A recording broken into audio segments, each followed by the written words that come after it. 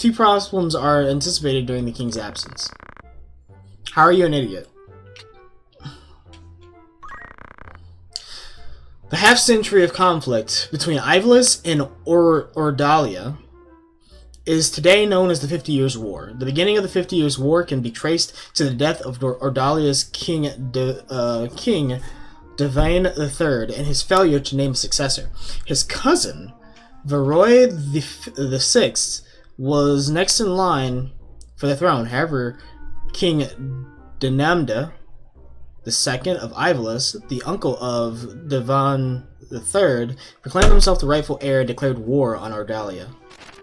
However, this was merely a pretense to justify the invasion of the neighboring Ordalian province of Zelmonia.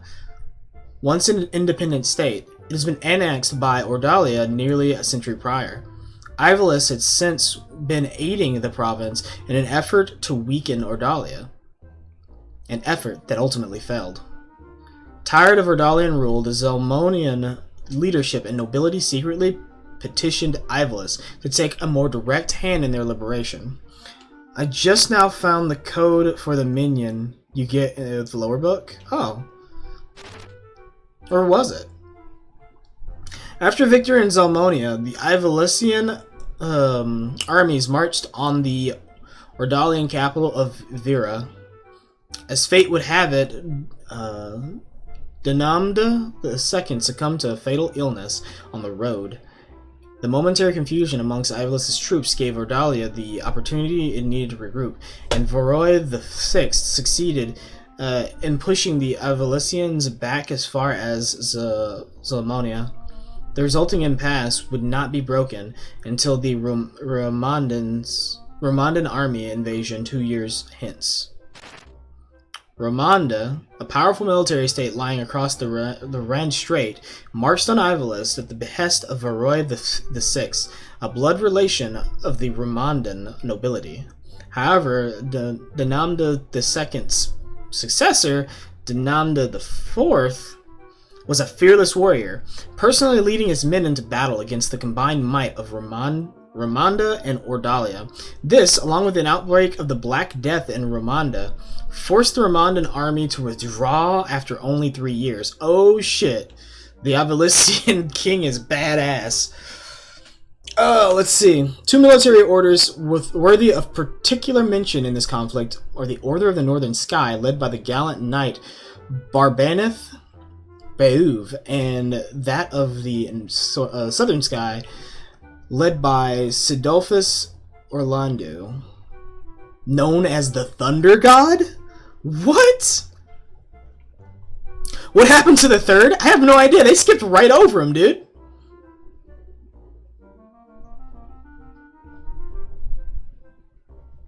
Not on Gamer Escape? No, I was talking about the Return to Ivalice and wait, did you think the minion code would be on Gamer Escape? I'm confused. If so, that's silly.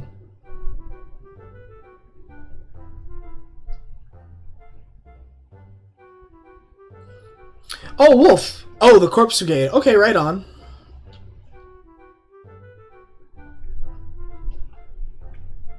You know that thing you said would be on Gamer Escape? Well, we read like this huge thing about the War of, hold on, let me see if I can find it real quick. The War of Alamigo?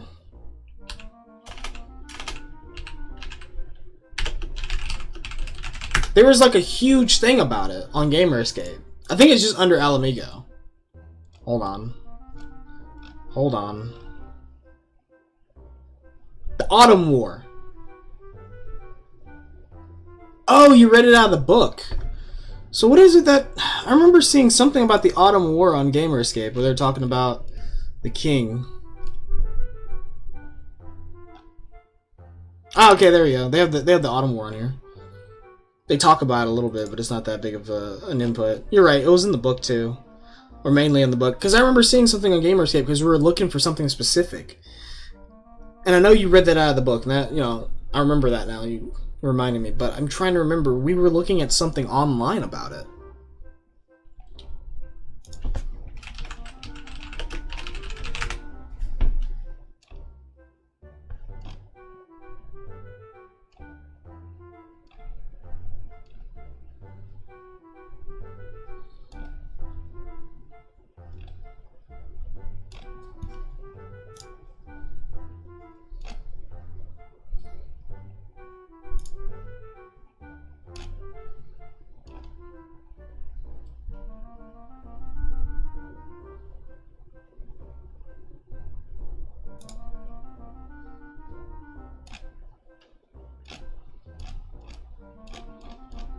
There was a war that we looked up. State of Rome was where we first heard about it.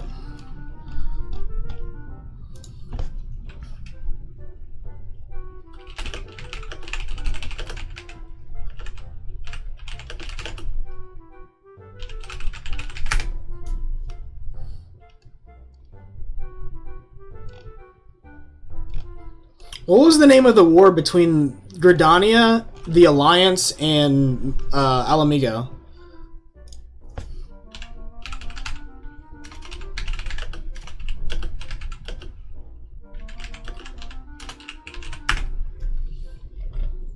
Well, that was the Autumn War.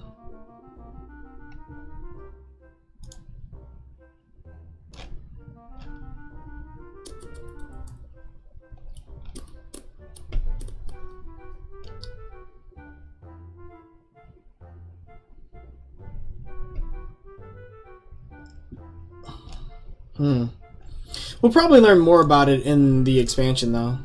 Alright. 700 more loyalties from the board game? You're so lucky. Speaking of board game, give me 1 second, guys.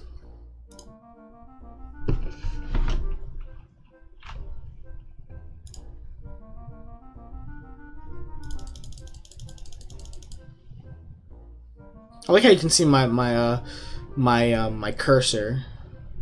Oh, I got the Jaret's accessory box and not the loyalty. That's lame. That's so lame.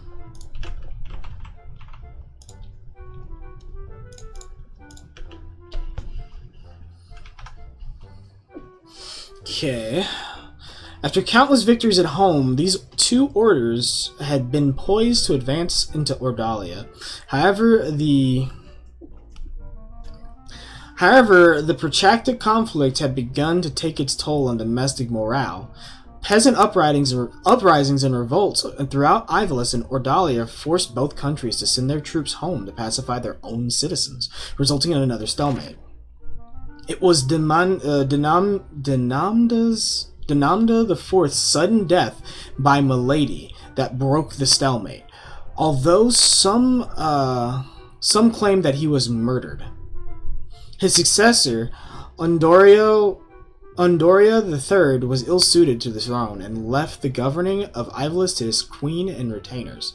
Without Denamda IV's leadership, the armies of Ivalice had little prayer of preventing Vorois IV's successor, Prince Leonard, from defeating the troops stationed in Zelmonia and advancing on into Ivalice proper. Ah, there's that third guy.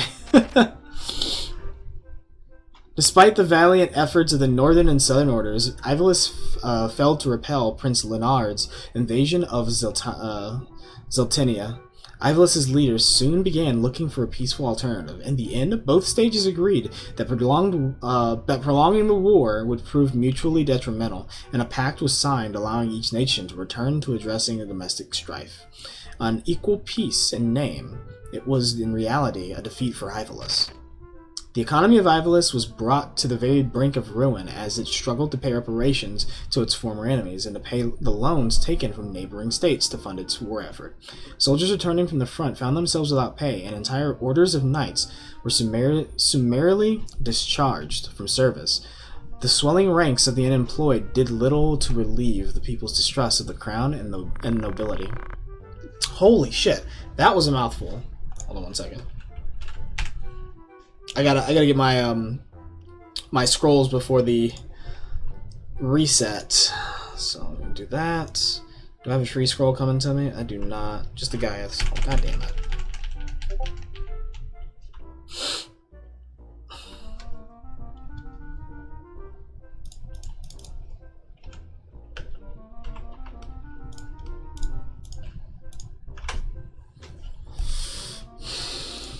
I just got blooped.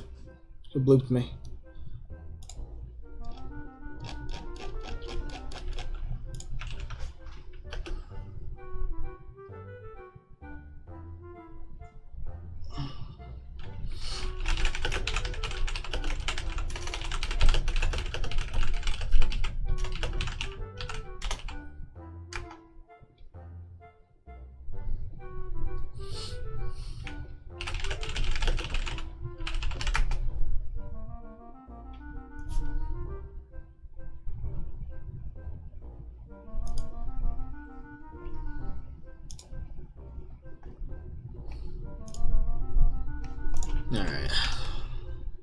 Get my character back to processing stuff in Black Desert.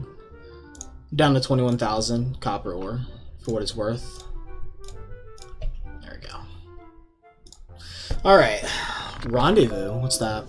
Rendezvousing with another player allows you to team up in order to complete cooperative missions. You may keep any items you obtain during the battle in this mode, including any items that you steal or catch. Any items that you lose during battle will be restored at the battle's end. Should any of your equipment be stolen or rent in the course of combat, it will also be restored afterward. That's right! Oh my god. So... I would say the step down from paladins in this game, knights, are insane. Not only are they very tanky and they're frontline fighters, but they can rend your armor. They can destroy your helmet, your chest piece, your weapons, your shield. They can hit you and destroy your armor, and it's fucking broken. Arithmetics may not be used in cooperative missions, and using the poach ability on monsters will not produce any items. Any units whose KO countdowns expire will be removed from the battle for the remaining duration. They are not lost, however, will be restored to your party at the battle's end. Enemy units who are charmed by means of the Entice ability will temporarily fight for you, but will not become permanent members of your party. Upon finishing a mission, you will be evaluated on a scale of 1 to 5 stars. Defeating more enemies or using a smaller number of units will earn you a higher evaluation and greater rewards. You may repeat a particular mission any number of times, allowing you to continue trying to get a better evaluation. Okay, that's interesting. Also, hold on. Getting blooped.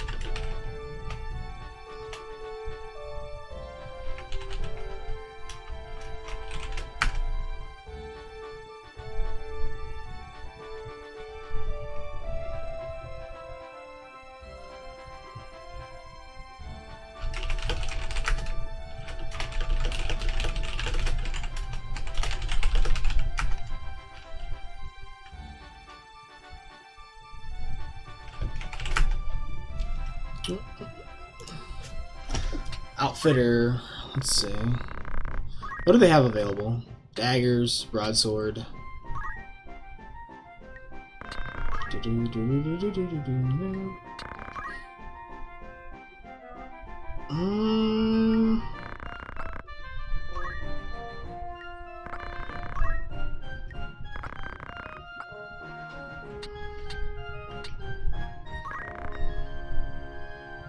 I need a lot of these, man.